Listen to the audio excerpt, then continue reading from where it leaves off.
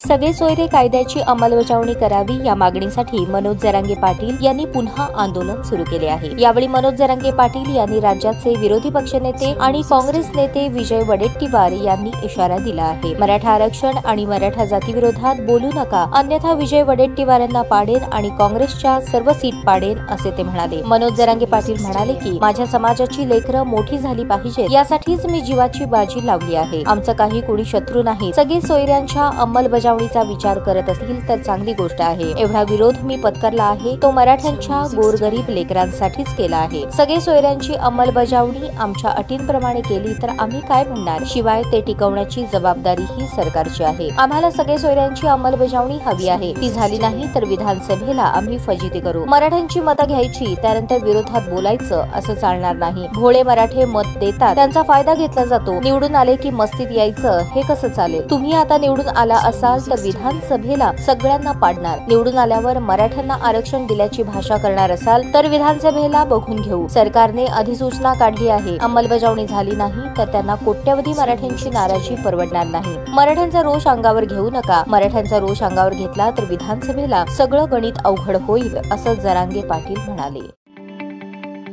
ताज्या बातम्या पाहण्यासाठी प्राईम महाराष्ट्र न्यूज चॅनलला सबस्क्राईब करा।